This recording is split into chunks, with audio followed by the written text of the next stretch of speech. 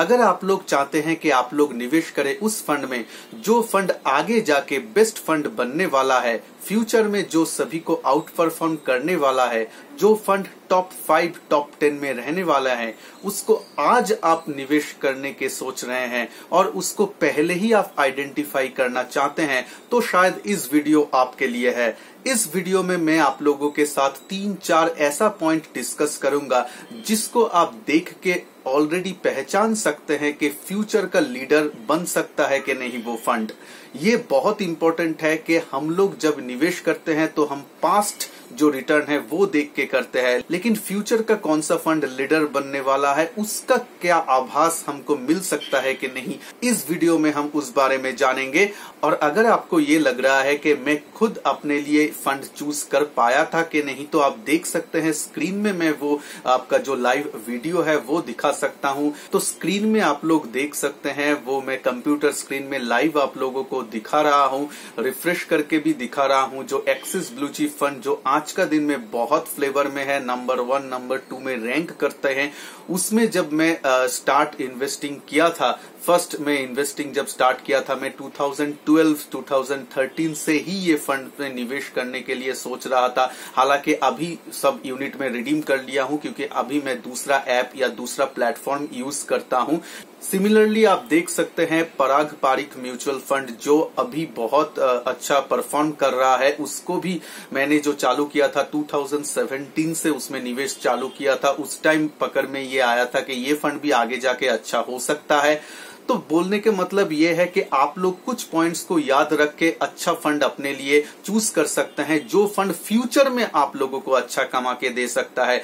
ये जो वीडियो का क्लिप दिखाया इसका मतलब ये नहीं कि मुझसे गलती नहीं होता है, मुझसे भी गलती होता है। कब दूसरा ऐसा फंड चूज किया जाता है जो आगे जाके परफॉर्म नहीं करता है, तब मैं सभी लोगों को यही बोलता हूं, मैं खुद भी करता हूं, हर 6 महीने में अपना पोर्टफोलियो रिव्यू कीजिए। उसके बाद जो भी फंड आपको परफॉर्म नहीं कर रहे हैं, अंडर परफॉर्म कर रहे हैं, उसको आप स्विच कर दीजिए। तो मैं भी बहुत सारा फंड को स्विच कर चुका हूं।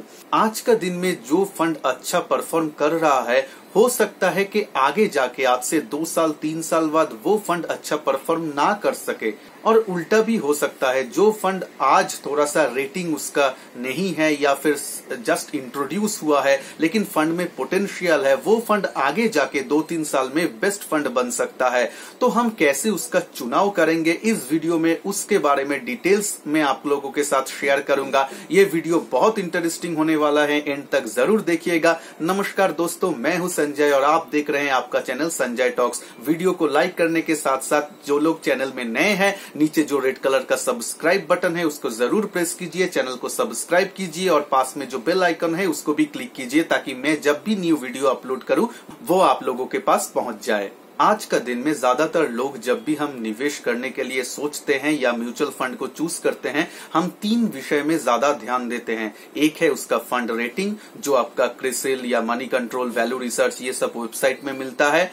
दूसरा है उसका पास्ट परफॉर्मेंस, पास्ट रिटर्न, और तीसरा है एक्सपेंस रेशियो। इसमें पहले जो 2 पॉइंट है उसमें हम ज्यादा तवज्जो देते हैं। तो देखिए, ये जो रेटिंग रहता है, ये रेटिंग वही फंड को मिलता है जो फंड ऑलरेडी पास्ट में अच्छा परफॉर्म कर चुके हैं, और बहुत सारा वेबसाइट में रेटिंग मिलने का कुछ क्राइटेरिया होता है कि वो फंड एटलीस्ट 2-3-4 साल पुराना होना चाहिए, उसके बाद ही उसको रेटिंग मिलना चालू होता है।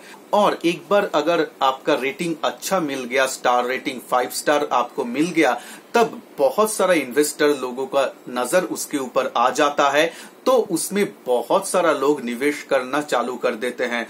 तो फंड मैनेजर को एट ए टाइम 1 मंथ या 2 मंथ में बहुत सारा रकम मिल जाता है मार्केट में निवेश करने के लिए। अभी इक्विटी म्यूचुअल फंड में अगर ऐसा हो तो प्रॉब्लम ज्यादातर कहाँ पे आता है फंड मैनेजर को, उसको तो एक साथ बहुत सारा रुपए मिल गया है 1-2 महीने के अंदर, तो अभी वो जो एक्स्ट्रा मनी मिल गया है उसको तो वो हाथ में नहीं रख सकता है। म्यूचुअल फंड का नियम अनुसार उसको तो ज्यादातर पैसा मार्केट में निवेश करना ही है। तब अगर मार्केट ऊंचा जा रहा है या फिर स्टॉक का वैल्यूएशन बहुत ज्यादा है, फिर भी उन लोगों को म्यूचुअल फंड जो फंड मैनेजर है उन लोगों को एक तरह से हाथ बंद रहता है, उसको निवेश करना ही पड़ेगा ऊंचे दाम में स्टॉक्स को लेना ही पड़ेगा। और फंड हाउस ना चाहते हुए भी कभी कभी ऊंचे दाम में ऊंचे प्राइस वैल्यूएशन में निवेश करना पड़ता है उन लोगों को, जो आपका आगे जाके वही स्टार रेटेड 5 स्टार रेटिंग जो वाला फंड है उसको आगे जाके जो परफॉर्मेंस है उसमें थोड़ा सा दिक्कत हो सकता है। सभी फंड के लिए ये एप्लीकेबल होगा ये बाध्यतामूलक नहीं है, लेकिन कुछ कुछ फंड में ये दिक्कत आ सकता है। पास्ट रिटर्न में भी हम देखते हैं कि 3 साल 4 साल 10 साल में फंड कैसे परफॉर्म किया और उसके बाद हम डिसीजन लेते हैं। लेकिन अगर रिसेंटली फंड मैनेजर चेंज हुआ है तो पास्ट परफॉर्मेंस जो है वो पूरा कैंसिल हो जाता है, क्योंकि पास्ट में जो फंड मैनेजर फंड को मैनेज करता आया था उसके हिसाब से और उस दौरान फंड अच्छा परफॉर्म कर रहा था। लेकिन अगर वो फंड मैनेजर चेंज होता है तो नए फंड मैनेजर के हाथ में जब वो फंड आता है उसके बाद से उसको 1 2 3 साल देना पड़ेगा फंड को, देखने के लिए कि नए फंड मैनेजर कैसे उस फंड को लेके परफॉर्मेंस देता है। तो ये बात हमें जरूर ध्यान में रखना चाहिए कि न्यूली फंड मैनेजर चेंज ना हो या फिर पास्ट जो परफॉर्मेंस है उसमें कौन सा फंड मैनेजर का अवदान रहा और वही फंड मैनेजर कंटिन्यू कर रहा है या नहीं। और अभी हम लोग एक्सपेंस रेशियो के ऊपर ज्यादा ध्यान देते हैं, ये सही भी है, एक्सपेंस रेशियो हमें जानना भी चाहिए, देखना भी चाहिए, लेकिन सिर्फ और सिर्फ एक्सपेंस रेशियो ही कम हो तो ही हमें फंड चूज कर लेना चाहिए, ऐसा बिल्कुल भी नहीं है। मैं आगे जाके आप लोगों के साथ जो 3 4 5 पॉइंट्स शेयर करने वाला हूं उसको भी आप तवज्जो दीजिए, उसको गौर से ध्यान दीजिए, उसके बाद आप डिसीजन लीजिए। आपको एग्जाम्पल के देके मैं समझाना चाहता हूं। देखिए, जब ये आज का दिन में अगर आप लोग देखेंगे तो Axis blue chip fund, Parag Parikh fund, media asset fund, ये सब फंड फ्लेवर में है। ये सब फंड बहुत अच्छा परफॉर्म करके दिया है आपका पास्ट 5 साल या 10 साल में। लेकिन जब ये पहले इंट्रोड्यूस हुआ था, जैसे कि एक्सिस मान लीजिए 2012 2013 में जब आया था, तब उस फंड हाउस को कोई भी पहचानता नहीं था। या फिर मीडिया एसेट जो म्यूचुअल फंड जब इंडिया में लॉन्च हुआ था, कोई भी उसको पहचानता नहीं था। तब आप लोगों को रेटिंग मिलता नहीं था, क्योंकि फंड हाउस न्यू है, उसको रेटिंग नहीं मिलेगा, उसका पास्ट परफॉर्मेंस नहीं है। तो आप लोग कैसे डिसाइड करेंगे कि ये सब फंड आगे जाके अच्छा फंड बनने वाला है? क्योंकि आज जो अच्छा फंड है, हो सकता है आगे 2-3 साल बाद वो फंड अच्छा ना रहे, क्योंकि उसका फंड मैनेजर चेंज हो सकता है, उसका फंड का जो साइज है, ज्यादा पैसे आने के दौरान वो फंड का साइज बढ़ सकता है। तो तब जैसे कि मैं पहले बोला ऊंचा वैल्यूएशन में अगर स्टॉक्स खरीदेगा तो फंड का परफॉर्मेंस नीचे जाएगा।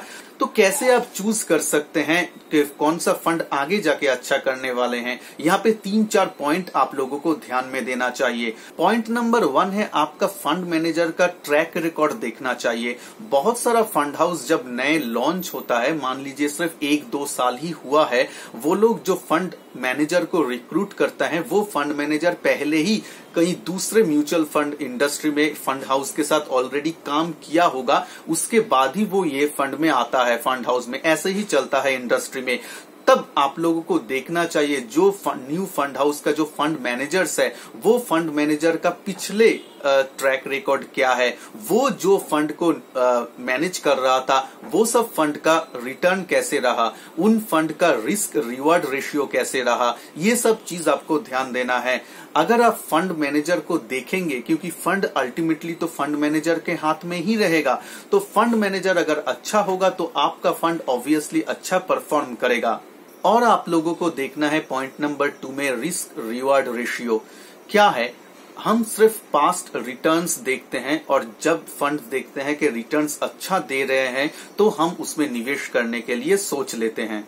हम ये नहीं देखते हैं कि वो रिटर्न देने के चक्कर में वो फंड हाउस या फंड मैनेजर ज्यादा रिस्क तो नहीं ले रहे हैं। आप लोग देखेंगे कि बहुत सारा फंड है जो 1-2 साल में आप नाम सुनेंगे, लेकिन उसका अगर आप परफॉर्मेंस देखेंगे 10 साल पहले या 5 साल पहले, तब शायद लास्ट 10 इयर्स में वो बॉटम पोर्शन में ही रहा। वो फंड का परफॉर्मेंस शायद बिलो एवरेज रहा होगा। वो जो बॉटम 20 या बॉटम 10 फंड्स होता है उसके अंदर वो आता था, क्योंकि वो फंड ज्यादा रिस्क लेता था। तो रिस्क अगर लेंगे तो बहुत सारा साल आपका अगर रिस्क प्ले नहीं होता है, रिस्क अगर ठीक से लगता नहीं है, तो आपका रिटर्न बहुत ज्यादा इफेक्ट होता है और आप हर टाइम उस टाइम आप बॉटम में जाते हैं। लेकिन कोई ना कोई एक साल तो आपका रिस्क काम लग जाएगा, और जिस साल लग गया उस साल तो आपका रिस्क लेने के बाद रिटर्न जो आएगा वो जबरदस्त आने वाला है। तो 1-2 साल अगर आपका रिस्क ठीक से काम कर गया तो वो 1-2 साल आप जो रिटर्न देखेंगे वो बहुत ज्यादा होगा, और तब वो एकदम जो टेबल है, टेबल का टॉप 10 या टॉप 5 फंड में आ जाएगा, और वो 1-2 साल वो बहुत अच्छा परफॉर्म करेगा। लेकिन अगले 2 साल वो सही से ऐसे ही परफॉर्म करेगा, इसका कुछ गारंटी नहीं रहेगा, क्योंकि वो फंड ज्यादा रिस्क ले रहा है। तो आप लोग अगर मोमेंटरी वो 2 ईयर 3 ईयर का परफॉर्मेंस देख के, 2 ईयर अगर वो टॉप में रहा उसको देख के अगर आप लोग निवेश करने के लिए सोचेंगे, तो शायद ऐसा हो सकता है कि अगले 2 साल या 3 साल में आपका वो फंड परफॉर्म ना करे, क्योंकि आपका फंड जो है रिस्क ज्यादा ले रहा है। तो आप लोगों को क्या करना चाहिए, ऐसा फंड में आप लोग निवेश करने चाहिए जो फंड ज्यादा रिस्क भी नहीं लेता है लेकिन रिटर्न आपको ठीक से देता है। उस हिसाब से आपका फंड अगर अपने कैटेगरी में नंबर 1 ना रहा तो भी चलेगा, अगर टॉप 10 में कंसिस्टेंटली 5 साल 10 साल से वो रह रहा है, तो वो फंड को ये दर्शाता है कि फंड रिस्क भी कम लेते हैं और उसका जो रिवॉर्ड है वो भी ज्यादा देता है, इसीलिए वो टॉप 5 या टॉप 10 में आता है। और गिरते हुए मार्केट में भी वो अच्छा परफॉर्म करते हैं, इसीलिए वो एवरेज से ऊपर है। तो आप 5 साल 10 साल पीरियड में ऐसा नहीं है कि आप टॉप नंबर 1 फंड के साथ ही जाना चाहिए, लेकिन आप टॉप 5 या टॉप 10 फंड्स के साथ जरूर रहिए। इसमें ये चीज भी देखना है, अगर मान लीजिए एक स्मॉल कैप फंड आपको 17% सालाना रिटर्न दे रहा है, उसी टाइम में एक लार्ज कैप फंड आपको 15% सालाना रिटर्न दे रहा है, तो मैं चूज करूंगा एक वो लार्ज कैप फंड, क्योंकि वो लोग रिस्क कम ले रहे हैं लेकिन रिटर्न लगभग उस तरह से ही दे रहा है। तो मैं 2% एक्स्ट्रा के चक्कर में ज्यादा अपना रिस्क को एक्सपोज नहीं करूंगा मार्केट में, मैं लार्ज कैप के साथ रहूंगा। तो ऐसे आपको देखना है रिस्क टू रिवॉर्ड रेशियो कितना है, रिस्क टू रिटर्न रेशियो कितना है, सिर्फ और सिर्फ रिटर्न को ही नहीं देखना है। नंबर 3 भी बहुत इंपॉर्टेंट हो जाता है। धीरे धीरे जब फंड हाउस के साइज बढ़ता जाता है, धीरे धीरे जब फंड हाउस 5 स्टार रेटिंग मिलता जाता है, तो बहुत सारा लोग इन्वेस्ट करना चालू कर देते हैं और फंड हाउस का जो कॉर्पस है वो बढ़ने लगता है। तब धीरे धीरे कुछ फंड अंडर परफॉर्म करना चालू कर देते हैं, क्योंकि उतना बड़ा जो कॉर्पस है, उतना बड़ा मनी बहुत सारा फंड मैनेजर शायद ठीक से मैनेज ना कर पाए, या वो उसको ना चाहते हुए भी अपने लो ग्रेड स्टॉक्स में या हाई वैल्यूएशन के स्टॉक्स में निवेश करना पड़ेगा। तो उस टाइम आप देखिए फंड्स हाउस का जो साइज है वो कितना है, वो बहुत ज्यादा भी नहीं होना चाहिए और बहुत कम भी नहीं होना चाहिए। अगर मीडियम है तो ठीक है, आप मान के चल सकते हैं कि आगे जाके वो फंड हाउस अच्छा परफॉर्म कर सकते हैं, उसका प्रोविजन बचा हुआ है। लेकिन अगर फंड हाउस बड़े हैं और उसके साथ उसका जो परफॉर्मेंस है उसमें हिट आ रहा है, तो आप लोगों को स्विच करने के लिए सोचना चाहिए। और नंबर 4 में आ जाता है कि फंड मैनेजर कौन है, फंड मैनेजर का ट्रैक रिकॉर्ड क्या है। और अगर आप देख रहे हैं कि वो सेम म्यूचुअल फंड हाउस में एक फंड मैनेजर अगर मल्टीपल फंड को मैनेज कर रहे हैं, 3-4 फंड को मैनेज कर रहे हैं, तो वो सब 3-4 फंड कैसे परफॉर्म कर रहा है वो भी आप लोगों को देखना चाहिए। मैं ऐसा नहीं बोल रहा हूं कि अगर वो 3 फंड मैनेज कर रहे हैं तो तीनों फंड नंबर 1 होना चाहिए, बेस्ट होना चाहिए, ऐसा बिल्कुल भी नहीं है, क्योंकि हर ह्यूमन बीइंग का भी एक लिमिटेशंस रहता है। लेकिन एटलीस्ट अगर वो 3 फंड मैनेज कर रहा है तो उसमें से एटलीस्ट 2 फंड तो उसको अच्छा परफॉर्म करना चाहिए, और उसका जो रिस्क रिवॉर्ड रेशियो है वो 2 फंड कैसे परफॉर्म कर रहा है, वो फंड में रिस्क वो लोग कैसे ले रहे हैं, कैसे रिटर्न बियर मार्केट या बुल मार्केट में कमा के दे रहा है, वो सब आप लोग थोड़ा सा स्टडी कीजिए, थोड़ा सा देखते रहिए, थोड़ा सा ऑब्जर्व कीजिए, थोड़ा सा जानकार इन्वेस्टर बनिए, और उसके बाद आप निवेश करने के लिए सोचिए उस फंड में। और पॉइंट नंबर 5 है, बेस्ट फंड का एक लक्षण रहता है, वो जो फंड होता है वो उठते हुए बाजार में आपको थोड़ा सा अच्छा परफॉर्म करके देगा, लेकिन गिरते हुए बाजार में उसका परफॉर्मेंस अच्छा रहता है।